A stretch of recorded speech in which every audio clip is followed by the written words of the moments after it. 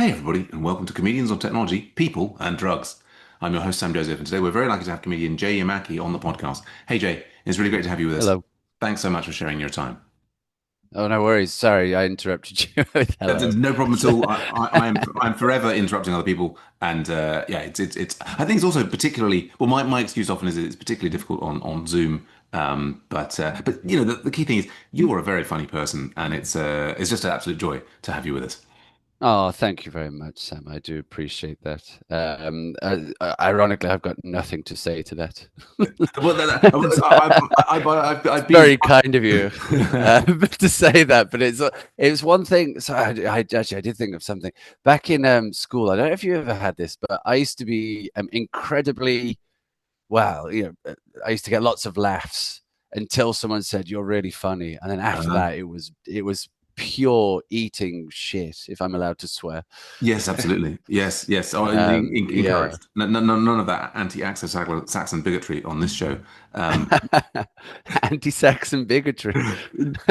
well, this is. I mean, this is this thing that like it seems clear to me that like the places that there's this like list of banned words, right, including like fuck and shit and whatever, and like there are the Yeah. equivalent words like in front the French sort of doléance or intercourse or feces, which are perfectly acceptable, and the difference there is which was it the Anglo-Saxon English and which was the Norman English, right, Interesting. and those words that are the words that shall not be spoken, right? That's the ones that the poor people, the common laborers used, right? And God Right. forbid that we should come across as uncouth and poor. No, because we aspire to be, social climbers. We aspire to be with the aristocracy. It's a basic form of bigotry that I would not stand for. Very interesting. Is that related to like received pronunciation and all that debacle? It could well be. I mean, it's an interesting way that we as humans kind of like effectively do in-group, out-group by saying, like, you must speak like this in order to be a part of this group. And Right, yeah, right, I right. mean, it's yeah. I mean, personally, I am not. I feel like, for example, comedy that's like just continual swearing can sometimes be a bit grating. But I feel 100%. it's important to be able to swear when one wants to. Really. Yeah, I agree. And then I think if you do it in a certain way, it can come across like for Billy Connolly, for example, or Eddie Mm. Izzard, now Susie Izzard. They use fuck and things like this, but it's never feels like they're aiming for a punchline with it. It just feels Right. like a natural part of their speech, right? Yes, yes, I think it should be. And but yeah, well, you'd brought up that in the context of being at school, and if someone had pointed out that you were being funny, that was then you enough to get you into your head, such that you would sort of stop being funny. Was that what you were saying? Oh yeah, I've got so many memories of just you're riffing and it's just going great, and then Mm, someone would just say you are funny, and right. then it would just be an absolute car wreck from there on out. So yeah, I'm looking forward to the next like possibly hour or so talking to you. I've set it up wrong. I mean, the thing I was going to say was with you just saying thank you and nothing else is that that's something I've been encouraged when receiving compliments to I mean I would often be, oh no, that can't possibly, do you know what I mean, like if someone gives you a Yeah, compliment, yeah. you tend to sort of say, no, Self-effacing. that can't possibly be true. Actually saying thank you is a lovely thing to do. So yeah. Yeah, same. I've heard the same. That's what I tend to do now, except not here apparently. But yeah, no. Normally, if someone says you were great and everything, I say, oh, thank you, and then try to forget about it as soon as possible. Well, you absolutely did say thank you here, and then us forget about it. I've brought up the wrong Okay. thing. But let's distract both you and I and all the listeners with perhaps I think what they're really excited about, which is discovering your comedy origin story. Were you sort of born in sort of like Canada in the 1850s with bone claws of comedy, and then evil scientists sort of injected comedy adamantium into your body, and you now go around slashing the laughs out of people at comedy clubs. How did it all start? Well, it's a good guess, but but no, actually, it was I just grew up watching so much comedy. Mm, mm, I was obsessed with it. I'm not sure why. Particularly the the alternative comedy of the 80s. Even though I yes. was left the 80s at the age of 5, Mm. because I was fed up of all the neon. But the it was watching in particular, Blackadder and stuff like this. It was Yeah. always on BBC Two is the stuff that would attract me. BBC Two or Channel 4, like they had Hale and Pace on Yes. Channel 4, and there was always something kind of naughty about that. There was even if I was able to stay up late enough Mm. and try and sneak a watch at Spitting Image, which Yeah. was like the old political satire. I Yeah. never understood any of it, but they used to the comedy show was all about grotesque Yeah. masked puppets of all these different politicians and stuff, and they said shit, and I thought that was hilarious. Um, Yeah. but it was shows like Blackadder and things like Yes. that. I say to people that I was raised on BBC Two comedy nights Mm-hmm. because my accent, I think, especially now I've come to Japan, you have to neutralize it a bit anyway. But it naturally leaned towards the comedians on BBC Two comedy nights, people like Fry and Laurie and Sure. Rowan Atkinson Mm. and people of that ilk. And yeah, so I was just absolutely fascinated by it. But it wasn't until I came to Japan and I was in my mid 20s and was just Mm-hmm. like desperate for. I had so much free time. I had Mm-hmm. a job where I only had to work 5 hours a day and got paid more than anyone. It's the best, well, most cushy job I've ever had, not the best job Well, I've ever had. sure. And it sounds amazing, but after you've worked for 5 hours and you're done, no one else, none of your friends are available. So I literally went mad and Mm-hmm. would just roam Tokyo, just walk around looking for old games that I never would play, and just amass this great collection of Nintendo DS games Right. Right. and Game Boy Advance games. Mm-hmm. And eventually, I was like, I need to do something. Mm-hmm. And I sent an email. I used to okay. Forgive me if I'm just going off on different tangents No, here, but I no, tell used me. to Go because on. I think you because if I'm correct, I think you have ADHD. If that's is that correct? Not You diagnosed, but people have often accused me of that. oh yeah, you've got all the symptoms. So I've been having spoken to you for more than 10 seconds. I feel like you're very much on the ADHD. I mean, a lot of people are nowadays, and so I feel somewhat hesitant to speak about it. But I've been formally diagnosed with it. Oh yeah. Um, but I'm not on any medicines or anything because it's relatively what's the Mm. word? Mild, Relatively yeah, manageable. That's the word. manageable. So I mean, I'll take a bike ride down to the shops and I'll just walk back and forget my bike, that kind of Okay. stuff. It's Okay. so it's more of an inconvenience than thankfully than other stuff. But what was I talking about? Well. I mean, I do have notes, and I'll bring us back to this. I'll just say that I sometimes say on stage, I don't have ADHD. I'm just cool and interesting. I think it's just called having. Yes, that level of bullshit is a symptom of ADHD. I think the truth is beautiful, if you ask me. But you were talking about Don't how say something so profound and then move on as though like I'm an asshole. chaos, Truth is chaos. profound, but anyway, Jay. The, What?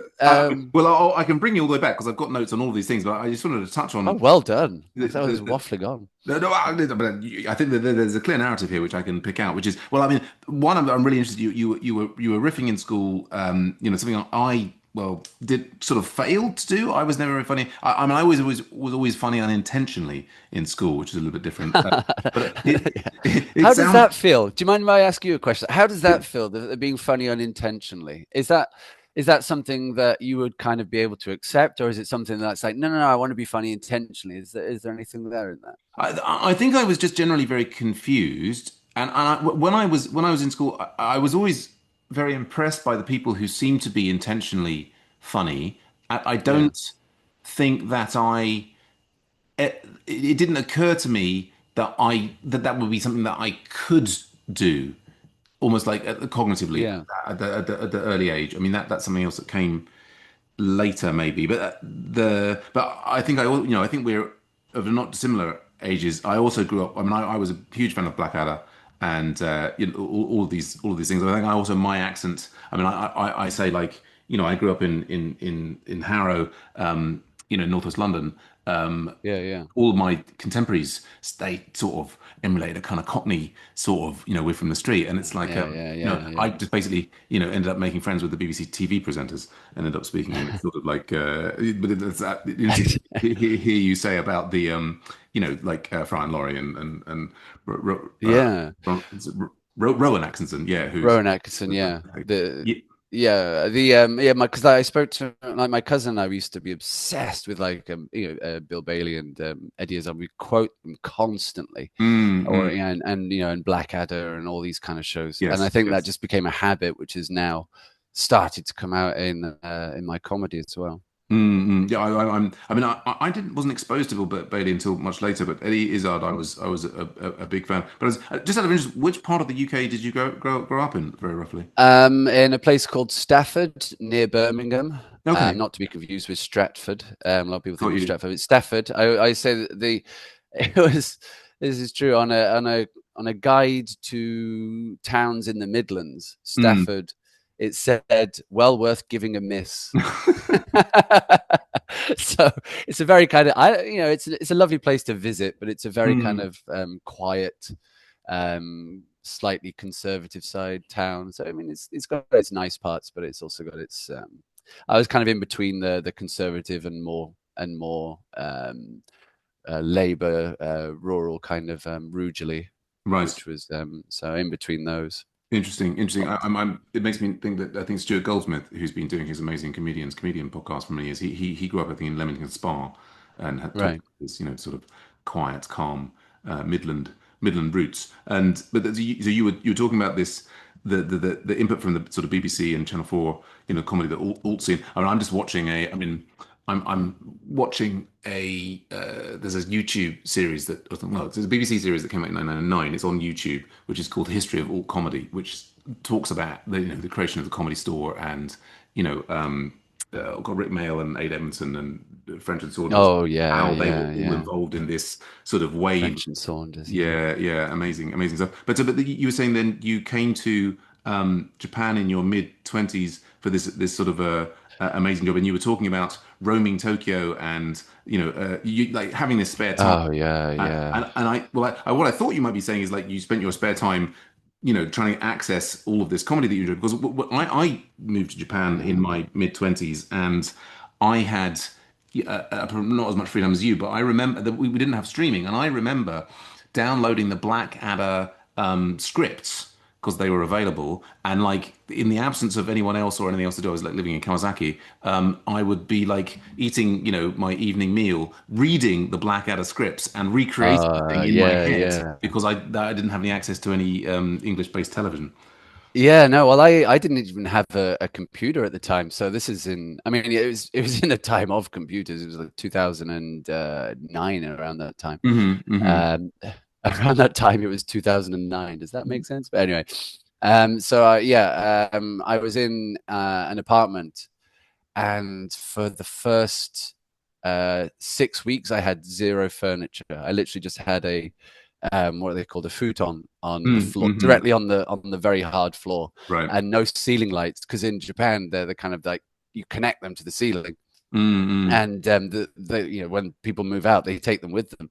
So I had no, I had no light, Right. no curtains, just nothing, Mm-hmm. and I slowly just went crazy. Mm-hmm. Just crazier and crazy because my friends were all lived in various different places around Tokyo because Right. I'd moved from Ibaraki where I was a teacher. Mm-hmm. Well, not a teacher, an assistant language teacher. Let's not Mm. overstate it. But yeah, so I'd moved from there to Tokyo. So all my friends were like really far away. Oh, it was a nightmare. Just Mm. just staring at the scene. I lived opposite a gym as well. Oh yeah. And so literally, even if I had like, and well, I did, I had a kitchen light, that was all. If I put Mm. that on, all the gym members were just on treadmills facing my apartment. Okay, right, they can all see you. Yeah, yeah, yeah.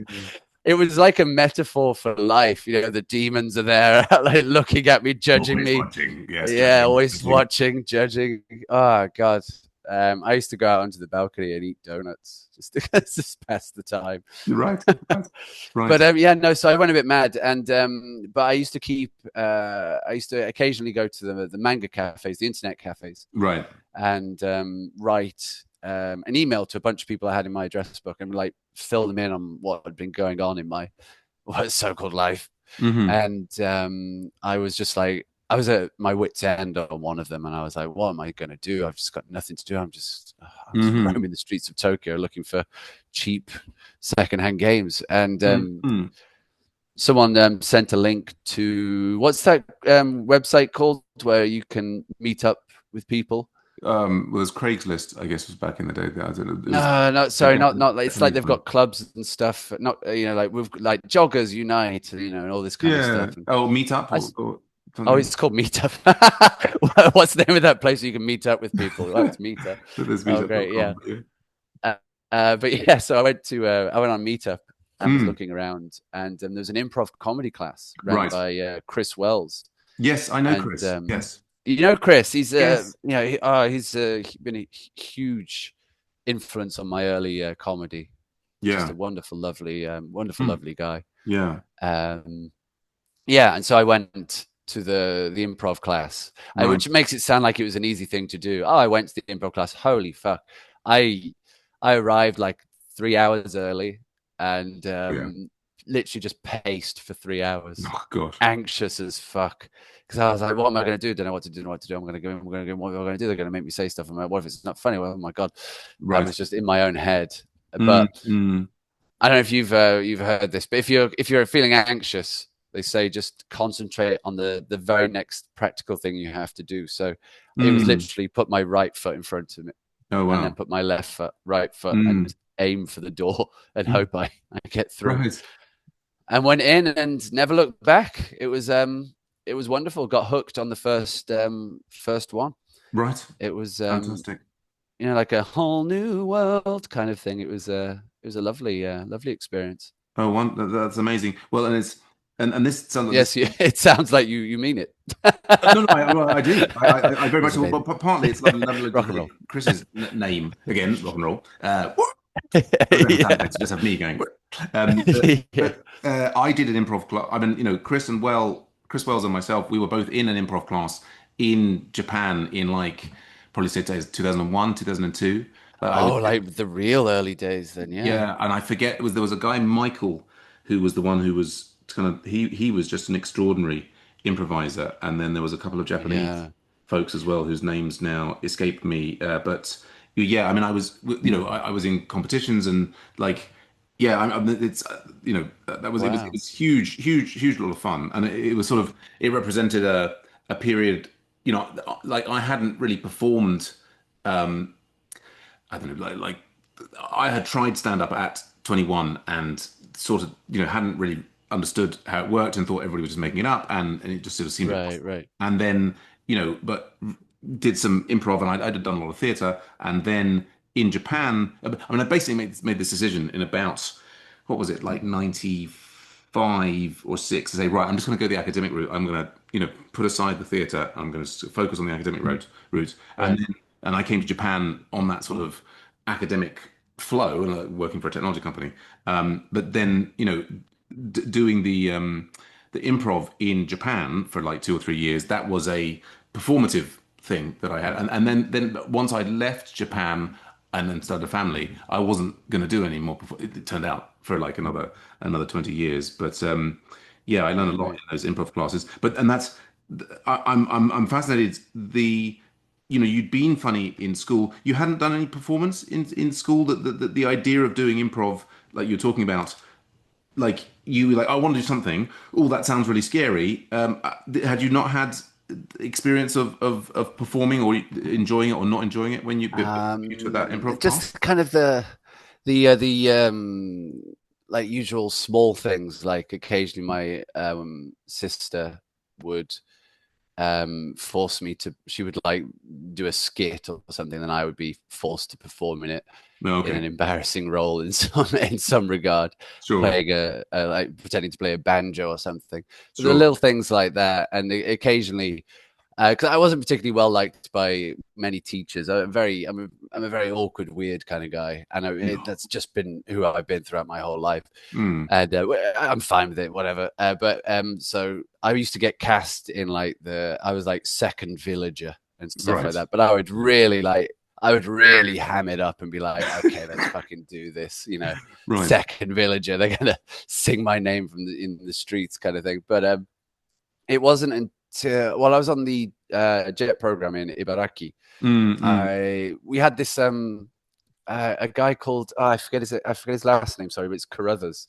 You can mm. never forget a name like Carruthers. Carruthers. And he came and he was introducing theatre in Japan, Mm, and he said, does anyone want to do a skit? And I was like, okay, I'll join in. I got some of my friends to join in as well. mm, And we did this like script. We got a script. We practiced it for like 20 minutes, and then just performed it in front of everyone.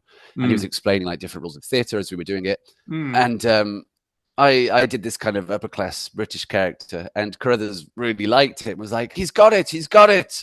mm. And just those he's got it, he's got it.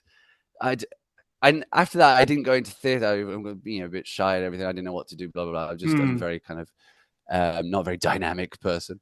And but those he's got it just stayed with me for so long. And occasionally I would try and look for him online to see if I could contact Mm. him again, but I couldn't find him. But there was just that little spark there that I never knew how to kind of you put the bellows on and then ignite it and make Mm. it fiercer. Mm. But Mm. yeah, once I went to Chris Wells's improv class, which I did for a year and a half in the end, Mm-hmm. and then during that moved slowly onto stand up because improv is a wonderful talent to have, but Yes. stand up there's more control, and I wanted to find my own voice and everything. I found that difficult while Right, right. in Yeah, I was doing going to ask improv, about the transition. Yeah, so you had a lot of fun doing the improv, and I get presumed you did some shows and so on, and lots of hiking. Yeah, well, not only like the amateur stuff. There's a place called the Pink Cow, run Oh yeah. by Tracy somebody, and lovely person, very memorable name. Mhm. And we would put on just the amateur shows, and then I started to host towards the end. Hmm. But yeah. Well, we'll go. I think you've got another question. I could go on, but go on. Well, I mean, the next question is sort of like started to ask about technology is a sort of what's the word, a cover for actually asking about. I'm also very interested in the process. I mean, you've sort of answered the question already about that you were doing the improv and you kind of wanted to move towards stand up, and I think both of us, and we've probably discussed with other people actually Anthony Heston, who was on a few weeks ago, he started with improv and still does improv, and has branched out into stand up, and I think they're two wonderful things, but I think there's this with doing the improv, you have to coordinate with a lot of other people. There's a sort of simplicity to just stand up. It's just you have more control, creative control, these Right, sorts of right. things. But I'm really interested to hear about. I mean, the fact that one does improv and does that well doesn't necessarily mean that one will make the jump to stand up. It doesn't necessarily mean that one's. I mean, I guess Anthony was saying that I think when he first did stand up, it was perhaps less of a break than it would be for people who are just like starting out of nothing. But what was your first? I mean, can you tell us about your first stand-up gig and the? Were you as nervous about that as you were attending this improv class for the first time, Oh or was this yeah, sort of a yeah. natural progression? Absolute fretting every single sentence, every single syllable, every single Oh, really? punctuation mark. Mm, I sent. I told you I had those group of people on the email that I used to send emails mm, out to, and I was like, I've got 20 jokes. I've thought, oh, which do you like? And they were like mm, terrible jokes. Like one of them was. Some people like Some people like the imperial system, but I think the metric system is kilometers better, right? Just that mm. that level, Yeah, that level of just awful. And I put them simple all on work a though. clipboard. Right. Yeah, I put them all on a clipboard, and then again, it seems to be a theme with me back in the day. Was I arrived 3 hours early Mm-mm.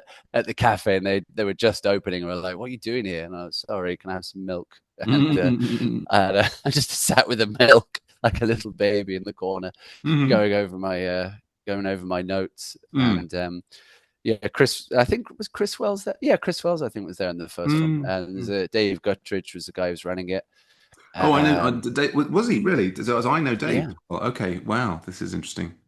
Yeah. Yeah. I think we must have a lot of crossover. I think more than Mm, perhaps we mm, realized. But mm. yeah, Dave Guttridge was there at the time. There were Spring Day, who's now been on live at the Apollo. Vinay Murthy, who's a Yeah. successful voice actor, script writer, and everything in Japan right now. Yeah.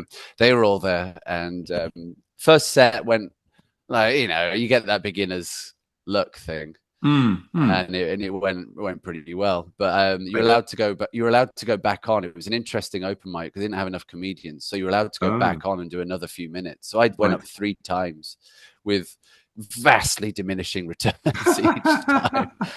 So, buoyed by the first bit of in my mind success, I thought, Right, oh yeah, right.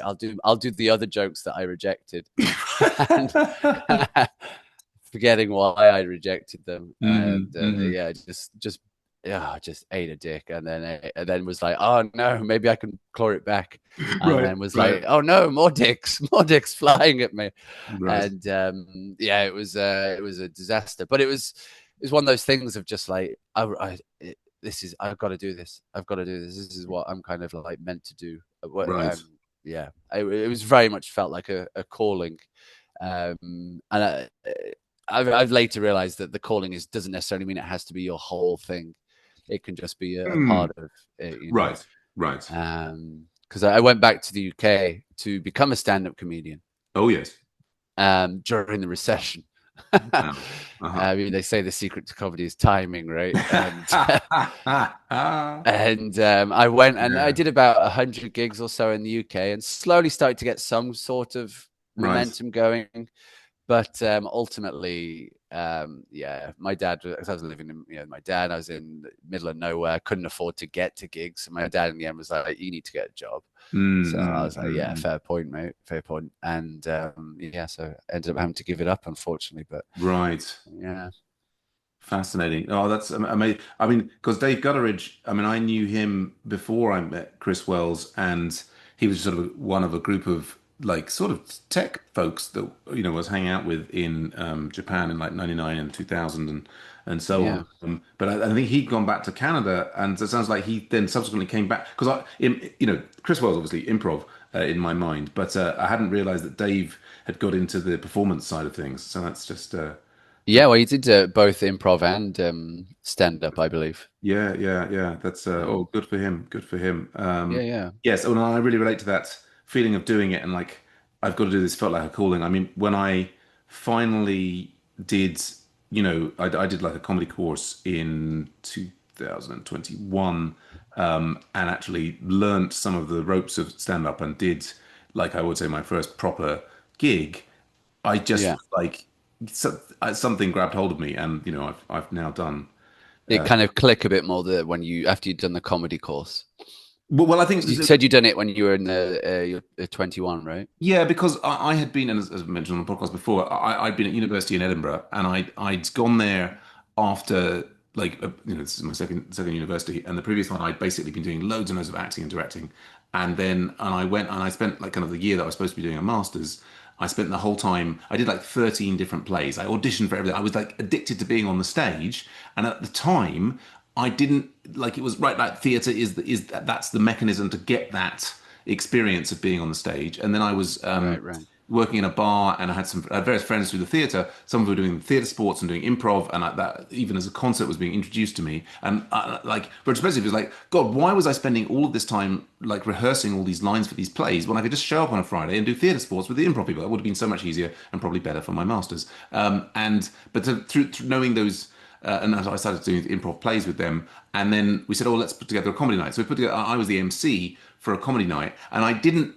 I just thought you kind of just went up and just chatted and people laughed. I hadn't got any understanding of like, the sort of the effort and the this, that, and the other. And the fact that it Sure, the didn't, grind. yeah, and I mean, it sort of was hopelessly naive if I look back at it. But the sort of the failure to get jokes off, the things I was just saying as the MC in between the other acts, and also then the other acts who, some did better, some did worse. But the ones who did well, and I didn't realize that they had necessarily spent time really honing and perfecting. I was like, okay, these people have got this natural gift of the gab. They can just talk and be funny and they'll get laughs. And Interesting. I'm just not that kind of person. Oh well. And Mm. the theatre administration stuff was like, oh, right, I need to focus on this academic path. But yeah, so it was all in the back of my mind. Is like there was this thing. Oh, I'm gonna one day.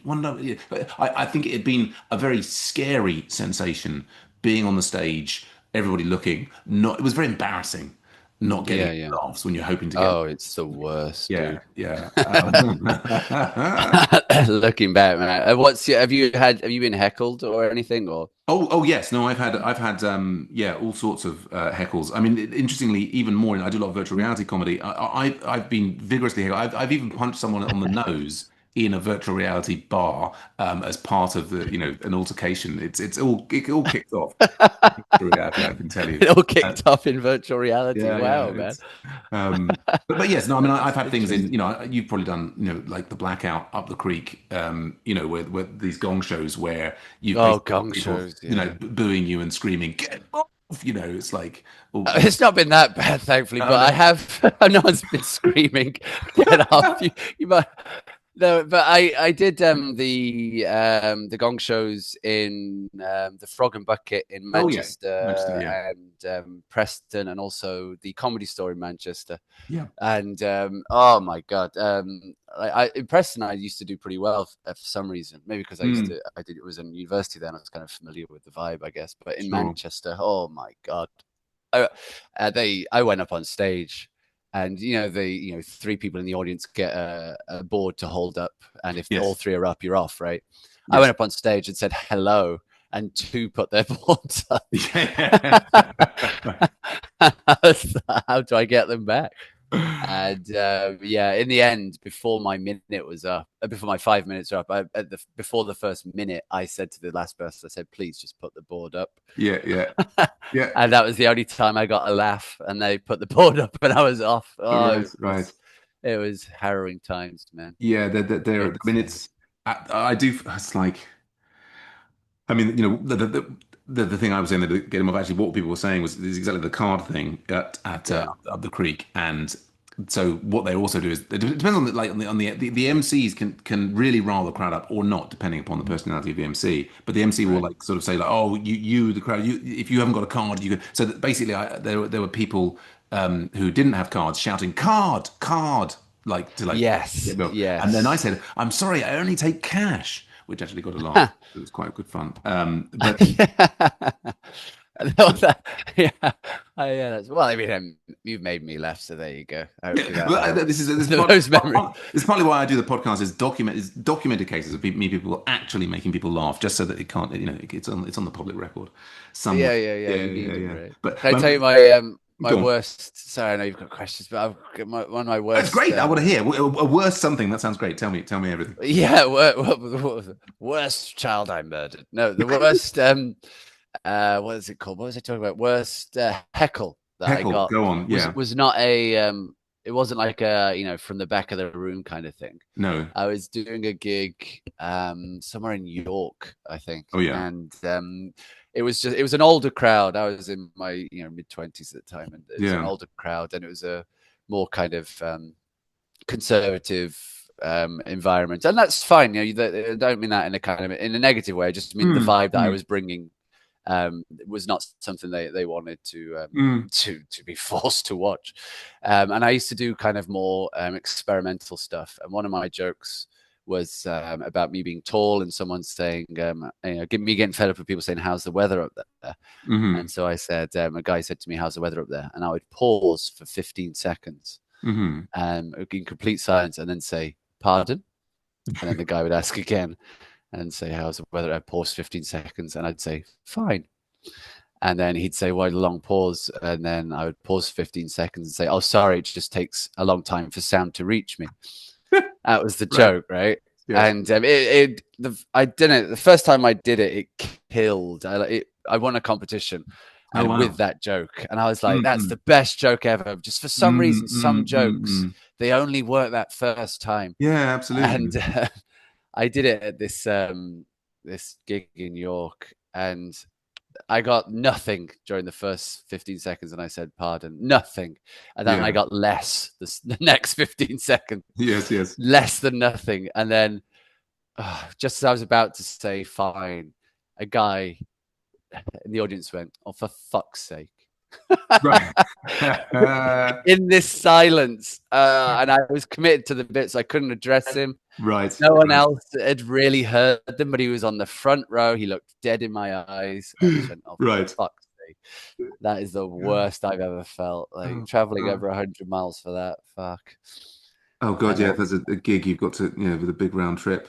Oh goodness. yeah, oh, that was Yes. awful. But yeah, but Yeah, it, but the it, grist for the mill. I mean, in some ways, I mean, I'm not a huge fan of the gong shows. I mean, I think, like no, I'm not I either, don't to be think honest. comedy I think it's really unfair. thrives in the competitive thing, but they're sort of a way of manufacturing a bad gig. And what I do Yes. from bad gigs, whether they're a gong show or from anything else, is I do find them very productive, like creatively. Like I find that my brain then sort of reacts to that and tries to do a Yes. active, not necessarily in the most pleasant way that it Yeah, can. it's like the unfortunate advantage of being bullied, right? I mean, the Right. bullies don't give a shit if you improve or not. But one No. of the things about being bullied is Mm. that it can often lead to self-improvement Right. and good things.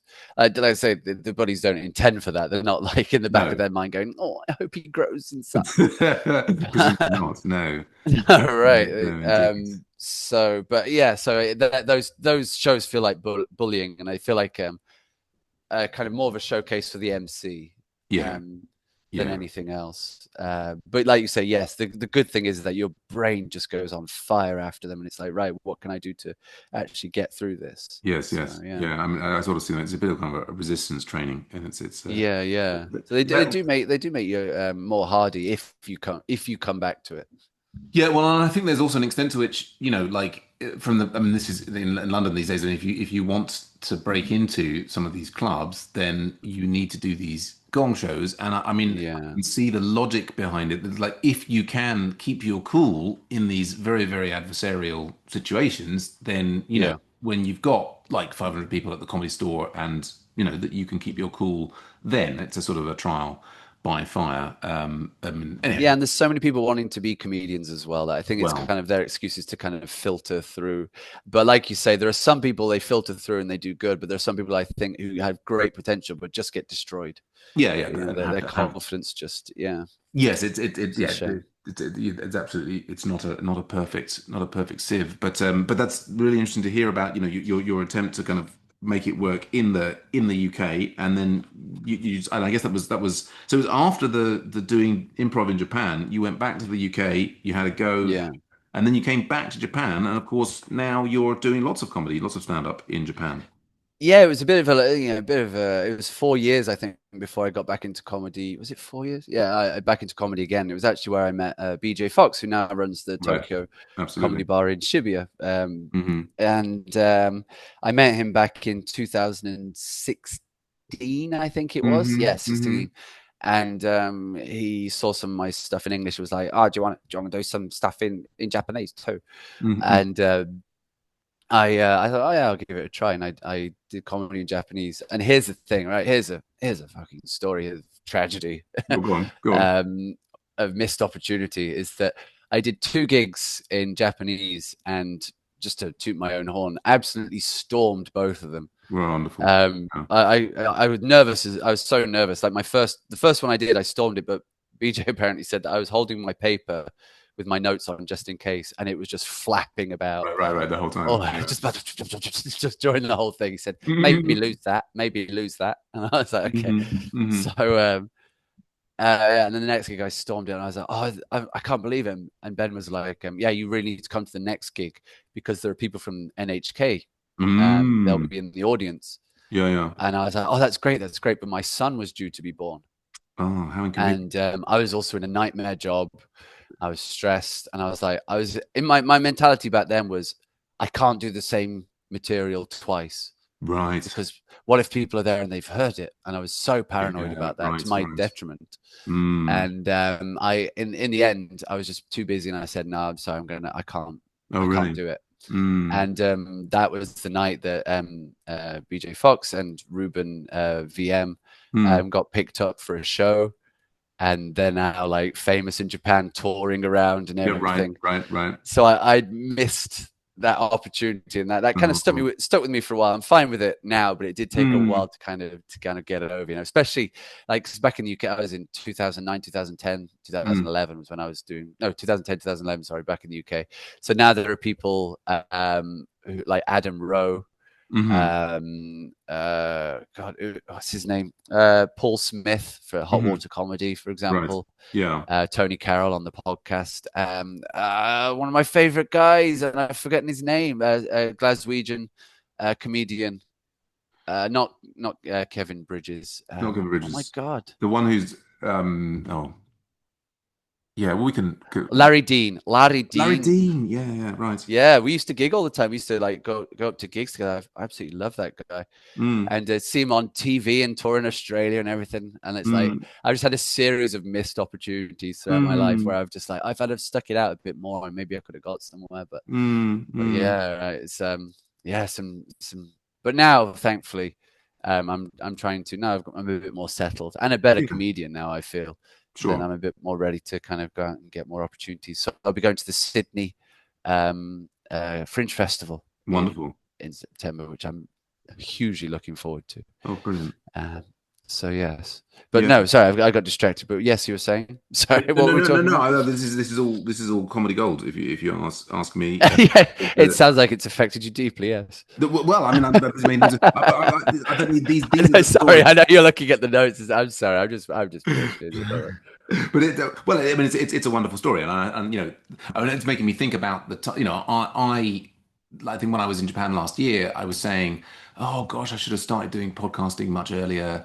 All these different things, and Right, I wish I'd right. started the comedy earlier. But what the guy I was hanging out with last year was saying, well, you can still do it, and I was like, yeah, yeah. And in fact, I mean, this podcast, started like Exactly. 3 years ago, but then, sort of as I was mentioning in the pre-show, I was with my sort of co-host, and we didn't really progress it.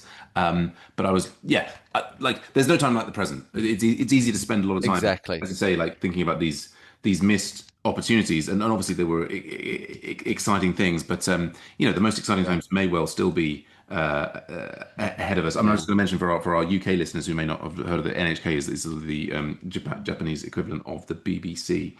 And Yeah. yeah, but exciting. Well, but yeah, Sydney Fringe Festival, that's absolutely fantastic. I mean, I guess, yeah, I mean, sliding into our second question, which is about, how does technology affect your Oh life, yeah. Sorry. your comedy, which is, it's like it's sort of an excuse. I mean, I'm really interested in everybody's, the process that they use to develop their comedy. I mean, you're talking about earlier on how you didn't want to do the same material twice, about how now you're a better comedian than you were. I'm really interested in your comedy process, but also and technology. Can be just you're taking notes on your phone, or it could be you're talking to an Sure. AI, or it can be that you're recording your set, or you're doing some magical thing. Like I'm just really interested in the process, and if technology is a part of it. Yeah, it is now. Back in the day, oh, that was very loud. Sorry, Right? my ears popped. Yeah, back in the day, it was all notepads and stuff like that. Mm, mm. I actually left a notepad in the Manchester Frog and Bucket once by accident, Mm. and I put Jay's Book of Hilarity, work in progress, on the cover. And then when I went and retrieved the book, someone had written, "Yeah, I'd say so," underneath it sarcastically. Which yeah, that was fun. But yeah, no. So nowadays, for a while, I used Cleave Notes Mhm.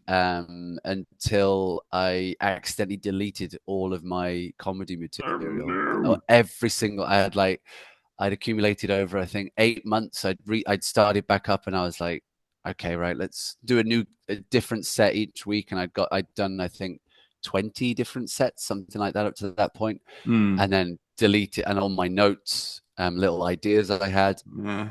all went. And it was the worst feeling. I spent about a month trying to like think of like find different ways of getting all the notes back. Sure. Couldn't. I left little notes on Facebook and emails and things. I was trawling through those, looking for them, and finally got some notes back. But it actually turned out to be a bit more of a blessing in disguise, Mm. because like I said, I was I became a better comedian. I've become a better comedian, I think, over the past 2 years. I've been doing it for I say about 6, 7 years total, and it's the last 2 years where I think I've really started to understand it. Mm, Which mm, mm. close I used to do kind of quirky one-liners and things, and Right. but I don't know about, like for me, I did these quirky one-liners, and they were amusing enough, Mm, but mm. for me it was I felt so trapped in my material. Oh, I'm really? not a huge fan of doing written stuff. No. Um, well, actually, let me rephrase that. I write a bit, will Hmm. perform it until I've memorized it, but then won't do a set. I'll kind of talk to the audience, and if I remember the bit, then I'll do the bit. Okay. Yeah. That kind of thing. So it's a Interesting. bit looser. So it's kind of it's like half improv, half stand up kind of thing. Mm, mm. Um, but yeah, no, where was I going with this? But anyway, no, I'll get back onto technology because that was the question, and I've been told that you need to answer questions, Yeah. um, especially by police. But what was I going to say?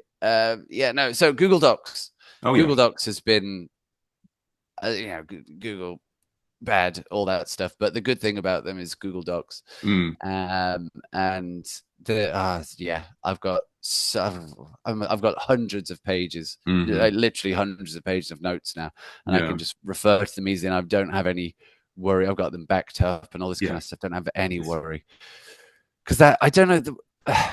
Maybe this is more of a question. Maybe something you could help me with actually, because Mm. how do you organize the plethora of notes that you gather as a comedian?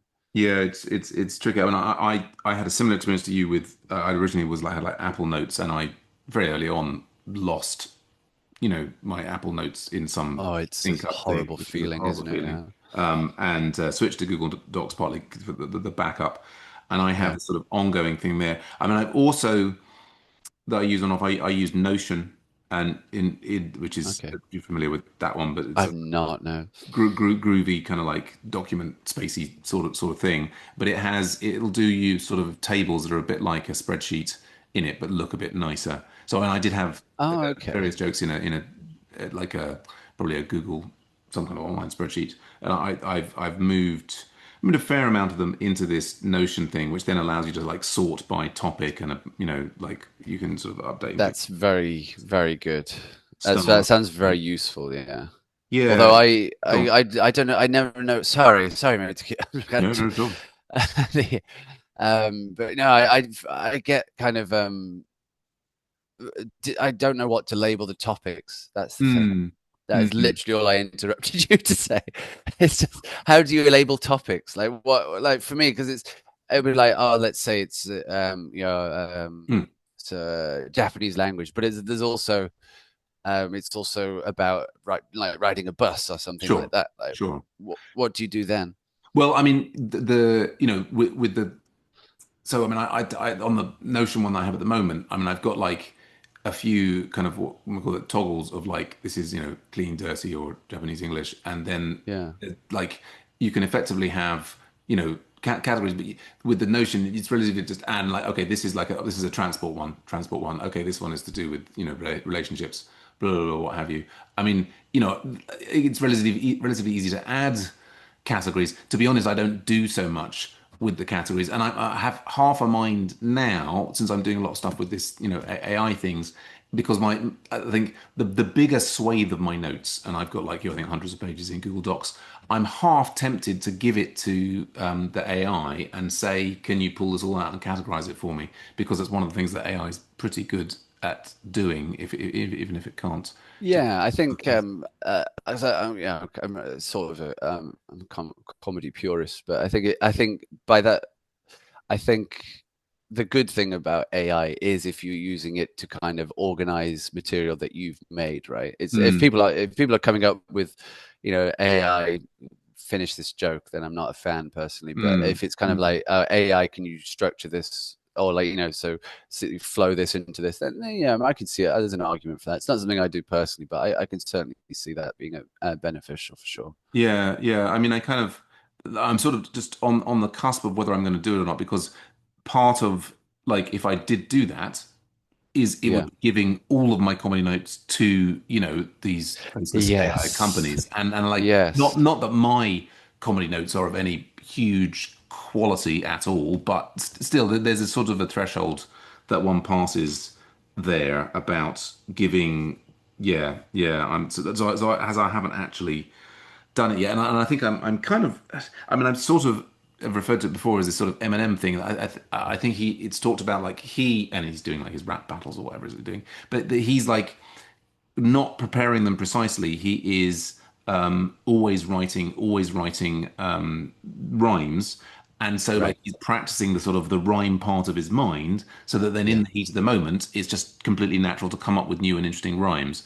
And I Yeah. think the way you're describing the kind of like you're spending the time doing the writing, wordplay, playing with the jokes, this and the other, but then you're not kind of like slavishly following a written script on the stage. You're like, well, I've done a lot of preparation. I'll get up there and I'll see what comes to me in the moment.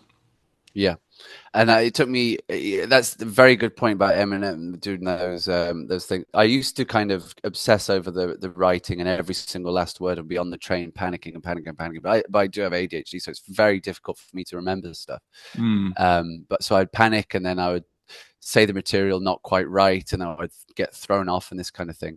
What mm, I've realized now is that just reading your material, reading your material on the train, or as you're mm, traveling mm. down to a gig, is not about memorizing the material. It's about No. getting in that frame of mind. Yeah, absolutely. Absolutely. Yeah. So it's like Yeah. the meta of the material is important.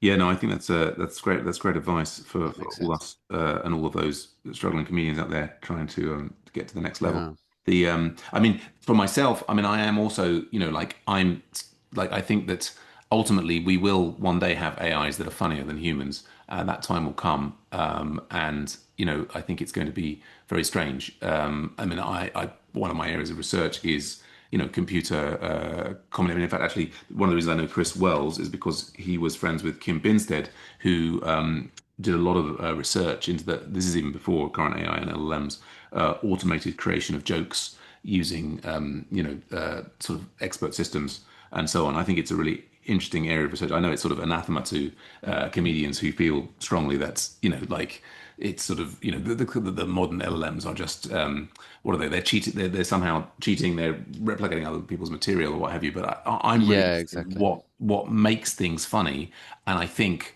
ultimately we will have sentient machines that.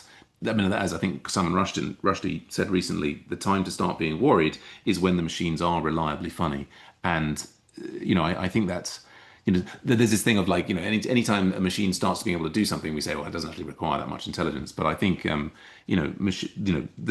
can't see any limit on where the machine intelligence will get to, and I'm very interested to try and understand. I mean, I want to understand personally what makes things funny, and I think I mean, one of the things I do at the moment is I try and write 10 jokes every day, and like this various people are doing this. I don't know if you have any similar sort of rituals, but there's sort of M&Ming it, but then there's also like there's a sort of, like, there's a sort of logic to jokes. Do you know what I mean? Like, that can be Yeah. understood. Yes, I would say it's obviously not the only thing about it. There's a No. kind of an indefined. This is the thing where I think AI can be funny, but it will take a long time to understand the non-logical part of it. Right. I mean, for example, you go to open mics and someone will run a joke past you and you say to them, yeah, that's good, and in the back of your mind, like, that is fucking awful, why would, and then it's just something about the timing, Yeah. the flow of the night, the acts that went up before, that just make this terrible joke work. in the Right. moment, and it's In that funny. moment. Yes, yes, Yeah, so there's it'll be interesting to see how that can be kind of quantified as logic. I'm not saying it's I hope it's not done in my lifetime, to be honest. mm-hmm. But it's something that it would be interesting to see if that's possible. I think in a written sense, Mm-hmm. because when you're writing, you're putting your own kind of voice onto it. Sure, sure. Um, I think in that sense, maybe I could be funny relatively quickly. Mm, But if we're talking AI voices and stuff, and not just AI being funny, but AI being funny intentionally. I mean, mm. obviously, there's a debate about how intentional AI can be, Yeah. but so in that sense, it would be interesting to see what happens. But yeah, there's that. As of right now, I mean, the basic premise of the joke that Jimmy Carr's friend and he kind of helped with the book. I forget her name. Mm, Oh God, that's going to annoy me. But she wrote a book about jokes and what mm. constitutes a jokes. And the basic thing is that there's a story, Yes. and the one that you're telling, and the one that the audience thinks you're telling. Right. So I Right. mean that Yes. in that sense, there's a logic and quantifier. But then there's sometimes you'll hear a joke and you're like, yes, but no. And Oh yeah. or you'll write a joke and it's like you show people on paper, they're like, oh, that's great, that's wonderful, and then you go up on stage and it just gets nothing. Yeah. And sometimes it's just when you get up on stage and you say it for the first time in the crowd that you realize, oh God, that is bad. Yeah. And I don't know if there's a quantifiable logic to that, but maybe there is. It's fascinating, but it's sort of like I say, I kind of hope to never. You want you don't always want the magician to reveal the secrets, right? Sometimes that can be fascinating, but sometimes you want a little bit of intrigue, right? Well, I mean, that's what makes life interesting. And as you say, Yeah, it's something you get up stage and it doesn't work, but then or it does work, and then two other rooms it doesn't work, and there's clearly every room is this unique, different sort of sentient hive mind that finds different things funny to different degrees. I mean, yeah, yeah. I would be that. I mean, I just interviewed ChatGPT 4.0 on my AI leadership podcast, like using its audio voice thing. And actually, just before, like this is like a week back, I performed on stage in a double act with ChatGPT 4.0 before, Interesting. like the technology is getting there that it can perform and be responding and hearing what the audience or the other comedian is saying. And I wouldn't be surprised if in our lifetimes there might be, robots up at open mics, trying the material. I mean, we may end up having a whole, like there'll be like the open mic, only humans allowed, and the robots may be forced to go and have their like, Right, yeah. they'll be like in the ghetto doing their robot open mics and saying, look, we deserve to come, no, human nerd. I can see all sorts of interesting culture wars coming. Yeah, interesting. That'd be a fun sci-fi book Yeah, yeah. We live by in. struggling robot comedians. There you go. Goodness me. But so I'm coming. I'll sign us on to our next question, which I think always gets answered in the process of hearing about the comedy origin story, which is about the people that had the biggest impact on your life in comedy. And we've obviously mentioned very many names, but this is sort of an opportunity. Was there anybody that we missed out that you wanted to highlight who've been a really big influence on your life? Yeah, Comedy? actually, it was Um, there was a guy I worked with. So when I was doing that job that was just 5 hours, Oh yeah. and strangely, even though it was 5 hours, we were not very busy. 5 hours felt like a long time sometimes. Right. And so I was in my mid 20s, and there's this guy who's in his mid 50s, Gary, and I forget his last name, which is a theme. But he and I used to talk, and we would make each other just howl with laughter. Oh yeah. And it was fascinating. I just a British guy. He was from, I think, just outside New York, Hmm. and he just having that laughter. I'd forgotten because I'd been a teacher for 2.5 years and I had a pretty miserable time during it. Mm. There's some highlights, but overall, I just wasn't fun. I was just kind of lost and was just doing it for the sake of doing it. And so when I was in this job, and then I could go in and speak to Gary every day, and we would just be just in tears of laughter. Mm, Um, that kind of when people suggested why don't you go find comedy and stuff, that the confidence that gave me that mm, I could be funny with this guy and right, that he would be funny as well, that I could make him laugh, just yeah, boosted me completely into the direction of comedy and right. gave me that kind of push to go for it. So yeah, I always think to him. I mean, there's been various different people, Chris Wells, Dave Guttridge. They gave me Yep, the opportunities early on. BJ Fox, obviously, yep. and there's people I love on the scene. Ruben VM, Hmm. Chris Natsume, Chris Eric. There's Maya Kinoshita, Kat Randall. There's a whole bunch of people names I could mention. Hmm. But Gary was a catalyst for that. And Wonderful. my dad actually too, um, like as a kid before going to school, we Yeah. all sat down around the table, and my dad would just tell us stories from his youth. He was Mm. because we lived in a middle class area. But my dad was from a very rough council estate, Oh yeah. very working class guy. Worked down the mines, and then eventually had to leave because of the strikes and Right, Thatcher and right. all that. Mm. Um, and he would tell us some of the funniest stories. Mm. Just and he would tell them. We would get him to tell them again and again and again and again because they were just so funny. Hmm. And I think that was probably I mentioned like BBC Two comedy nights being the comedy origins, but thinking about it now, I think it's just listening to my dad just say these hilarious like because he would get into just fights. He was arrested one time. And all these kind of like amazing, what the fuck, living in this kind Hmm. of middle class village. So to hear these kind of like, I used to, I got into fights with bouncers, Right.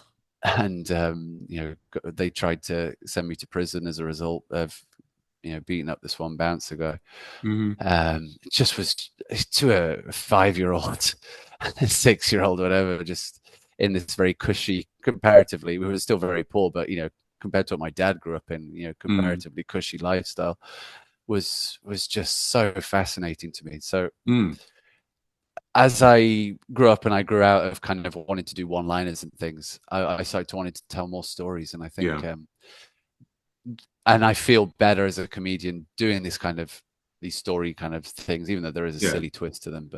And I think that comes from conversations with my dad. So yeah, Oh, brilliant, brilliant. I'll shout out to your dad, and then yeah. yeah, Shout out to my dad, yeah, and well, actually, shout and out to my mom as well because yeah. my mom has a very dark sense of humor. She's just a Ah. quiet, kind of unassuming person, but then will just come out with a very, very withering put down or oh it's just a very like when my nan, my grandmother, was in hospital and I was Mm. visiting from Japan.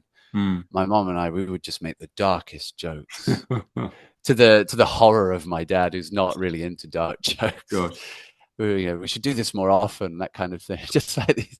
It's been lovely, hasn't it, catching up? There's my grandmother in the hospital bed in the other room. Oh, it's just, yeah. So shout out to my mom as well. Yeah, yeah. Oh, great stuff. Oh, it's so lovely hearing the story, and then also say that this guy Gary that you're talking to it reminds me of when my children were little and we just moved back to the UK, and they were just sort of standing around with some other dads when my kids were just starting doing their like football or soccer thing, Yeah. and like I would sort of talk and make those guys laugh. And I mean, I think they were pretty sleep deprived, like I was. So it was not as hard as it might have been otherwise. But yeah, that was like when you mentioned this about the catch-up conversations with Gary giving you kind of a confidence there. I think that was my ability to make people laugh in normal conversations. I think is just fed into my what I want to, and I love the storytelling. I think I mean I spend all this time working on one-liners, but the things that I have most fun with on stage are the stories. It's Yeah. and I was just going to say, I mean, like I saw you perform in Japanese for the first time the other day, and I think I said to you afterwards, great stage presence, and I meant that absolutely sincerely. I think you sort of took it as I don't know, but I think the key thing, No, no, no, no. I just, this is just me. That's just self-deprecating humor. right, It's right. whenever anyone compliments me, I try to kind of like do a bit of kind of like, oh, what do you mean by that kind of thing? So no, no, no, no. I took it as it was meant. Don't worry. That's just Oh, me. no, that's great to hear. But I think in particular, we were both talking before the show about how the Japanese gigs are ones that we feel much more nervous about. And what I thought was great Yeah. about what you did, imagine this is not a compliment. I'm just, I would, we're just talking like the comedy process is that you went on stage and you talked about that nervousness and you incorporated that into your set. And I thought it was just lovely the way that you did that. Oh, I was, thank you. Because there's a danger of um talking about nervousness in a way that's kind of a cop out, where mm, it's like forgive me right. whatever I'm about to say. I don't think it's going to be funny. Yeah, yeah, Whereas which is I tedious. think if you kind of like if you can laugh about the nervousness and make a joke about the nervousness, Yeah, yeah. then because I think I told the crowd that it had been 2 months that I did Yeah. this, and that it's going to be pretty rough, and then just like paused for like purposely for like Yes. about 10 seconds, and that created a weird tension, and it got a laugh. So I think as long as you're kind of when you're saying you're nervous, as long as you're kind of doing it with the intention of making a joke, it's fine. That's right. Well, I think what you did, which I really liked, was that you were then asking the audience for help, and Yeah, yeah. and you sort of like, well, but Sorry to laugh at my I think we own could both see stuff. that there were, there was like one lady in the front row who was of a more timid sort of thing, and so she was like, oh, I don't know, and then you called back to at the end, have you thought of anything for me? And it still was just like anyway, there was lots of fun. Thank you, Yeah. man. I appreciate that. Yeah, it's what can I think because there's a couple of people on the scene who Mm, think I'm winging it, mm, and it kind of that can frustrate me, and I mm. appreciate you saying that I was doing it and it was intentional and stuff like that because I think some people think that, like I said, I'm winging it. I'm not putting any effort in. It's like no, no, no. The effort is playing with the meta, kind of getting yourself in that mindset and Yeah. intentionally kind of calling back to certain things, reading the room, and playing with the live experience, Yeah, right? absolutely, absolutely. Because otherwise, And you could submit it via, you could phone it in, right? And why yeah, not pre-record it and people would listen to it? yeah, just go We through your do. material and go through the motions, and then that's it. Right, right. But yeah, no. So yeah, unfortunately, perhaps to my detriment in some senses, because I used to be very precise about my writing. Mm, Every mm. word has to be this, has to be that, has to Sure, be that. sure. Whereas, but my mind has never been like that. My mind has never been precise. My Mm, mind has never been mm. focused. Yeah, Um, Unless it's like the hyper focus that you get when you kind of like whatever the ADHD thing. But so on stage, finally now mm. I'm able to embrace that lack of focus. But Right. because of the experience, doing writing and doing all the reps on Yeah, stage and everything, yeah. you use that experience to what was I saying? I forgot. Sorry, it sometimes happens that I'm like, Right. I what was I talking about? I don't think you're just talking about. I think it's just talking, to me, it seemed like you're talking about the transition from the period before where you like Yes. you had So, to be so very structured. yeah. Yeah, go on. Yes. So it's intentional chaos. It's Yeah, throwing yourself intentionally into a situation that you have to get out of. yeah. And unfortunately, that can be misconstrued as being disorganized Mm. or you're not caring or Right. that kind of thing. But I care deeply. So Mm. what it's basically long-winded way of saying thank you for the compliment and thank you for seeing that. Oh, well, the pleasure was definitely mine. Yeah, and well, I mean, I'm really enjoying talking to you, Jay. And I will be, of course, respectful for your time. So maybe we'll jump through the last couple Oh of yeah, sure, questions. sorry, yeah. Oh, we can keep going. I don't mind. It's fun. It is fun. But yes, well, our other, we've talked about technology, we've talked about people. There's also drugs, which, as I'm at pains to point out, doesn't necessarily mean illegal drugs. There's substances, Sure, caffeine, sure. alcohol, ADHD medication, and so on. And I think you've already mentioned that you've been diagnosed but not taking that kind of medication. I mean, Yeah, and I did like, take. go on. Oh, go on. Oh no, sorry. So I did take. I've got. I call myself an OCD survivor now because Oh, for okay. years I struggled pretty badly with very badly with OCD up until last August. Mm, Uh, mm, when was it last August? Oh no, the August before now. I keep forgetting we're in the new year. mm. Um, where is that right? No, whenever it was. Yeah. Fuck. Well, yeah, But I think I remember reading your Facebook posts about it at the time. Yeah. yeah, no, thank you for remembering. I went on something called fluvoxamine. It's Maleate, and I always out of it's malate or whatever. Oh yeah. And I did the course of that for 3 months, no, 3 or 4 months, and it wiped me out for like I was falling asleep during meetings. I was Oh so wow. tired as a Mm. result of these medicines that I would in meetings trying to focus go cross-eyed, Mm. which I've never had before, and that was quite scary. Ooh. Um, uh, it was a rough experience. I felt numb, but I also felt more chill, Hmm. and I think it kind of those 4 months just gave my brain a bit of a rest that it needed, Okay. and it needed since I was 4 or 5 years old, Sure. Sure. and struggling to sleep because of I don't want to talk too much about the triggers because they can come back when I say speak Right. too much about them, but Sure. um and yeah, and so now I consider myself a survivor, like because they're gone. The trigger, you still get the kind of the impulses there, Right. but I Mm. can just kind of go, no, that's just the OCD talking. I'm Oh, done. I brilliant. don't need to do that. But yes, that's helped me immensely. Well, that's fantastic. Well, that sounds like a real success story there. And I think it only took 40 years, but yeah, yes, I mean, it's like these things are a lifetime's work, aren't they? It's they really are, dude. Yeah. yeah, yeah. I mean, is there? I mean, what's your relationship, if any, with a lot. We've had different comedians come on and talk about how caffeine is a very, really important part of their creative process, Oh or no, how much people like a drink, or I I mean, avoid caffeine. Yeah. yeah. I mean, are you sort of generally treating your body as a bit of a temple, trying not to put too much? No, more of a kind of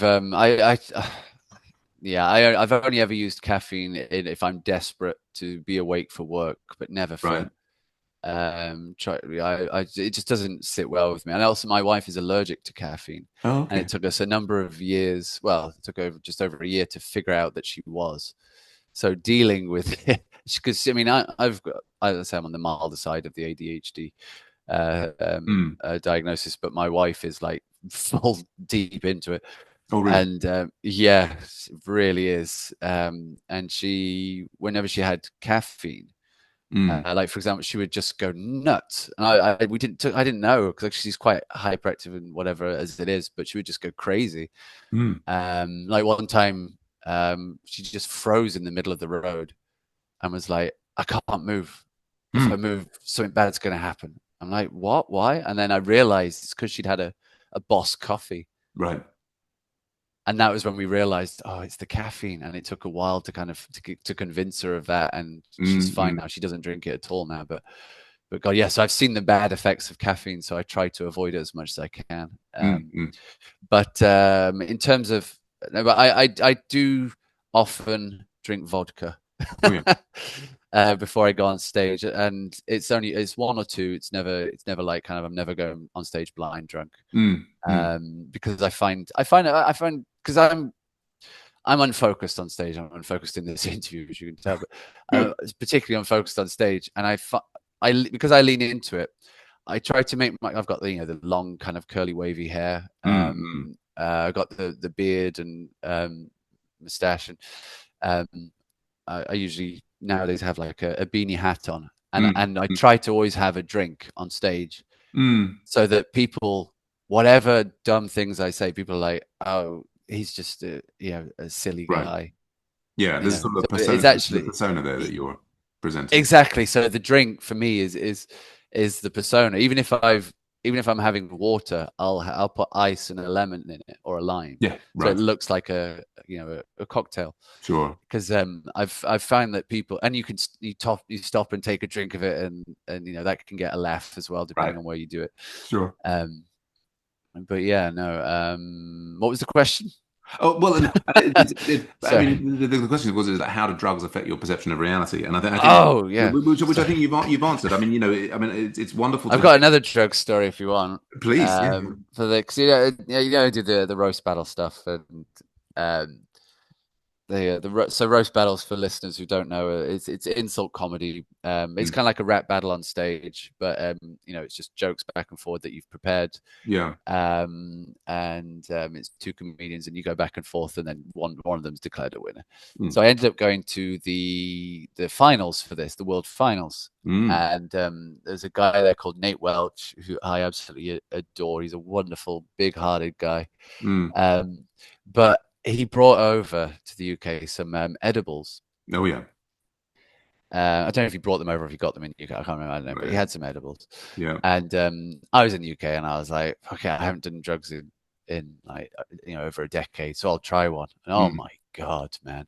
Like the eve of the final battle of the world champions, yeah, just championships, and we went out at 8 to a bar, Mm. me, Nate, and everyone. And I'd met Jack training my first opponent for the Mm. first time. Went out at 8. I had to leave at 9 because I would move my eyes, and the vision would gently follow slowly afterwards. Right. And it took me, I think, 2 hours to get back to my hotel, which is 10 minutes down the road. Right. Right. Right. And, comedians being comedians were like, "Oh, he'll be fine." Yeah. I'm like Yeah. Yeah. wandering the street in circles, Goodness just me. trying to focus. And I'm lying in bed.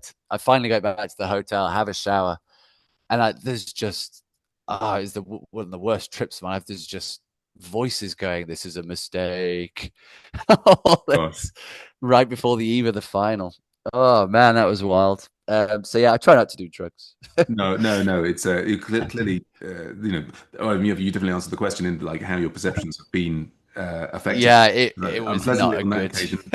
But with the this fluoxetine or whatever it was for the OCD, that was an That important worked. Yeah, breakthrough. Yeah, yeah. it's interesting. It was a last minute. It was a last resort, and it worked out. Sorry, sorry, mate. You say? Not at all. But it's well, and I guess it's this is a great springboard into our final question, to which there is not necessarily any right answer, and it's all good. But what does it all mean? This life, the universe, and everything, or what does it mean to you? Or do you think about this stuff? I used to think about it all the time, and it was only when I started. It was only when I got to the stage where it's like, oh, you've just got to kind of live your own reality, which is a very Mm, vague way of putting it. mm, Um, but not obsessing too much about ideals, just kind of living mm, in the world you want to live in, but also having that. Was it someone said on was it Humans of New York, which is a Facebook group I oh was yeah. part of for a long time. It was a guy who takes photos of people in New York, and they Mm, usually tell a very interesting story. mm, And there was a philosopher on there, and he said, "Don't make." I can't remember the exact, but I'm paraphrasing. But he basically said, "Don't make excuses for yourself." mm, So if you're a thief, don't cry when someone steals something from you. mm. Right. Um, so I try to live by being as kind as I can to other Mm, people without obviously, um, but also recognize my own limits. Because I think if you're too kind to people, sometimes you can get exhausted, and that can sure. negatively affect other aspects of your life. So Yeah. Yeah. it's just kind of about having a balanced approach, and kind of just trying to treat people how you want to be treated, and try and create the life like that. I don't know. No.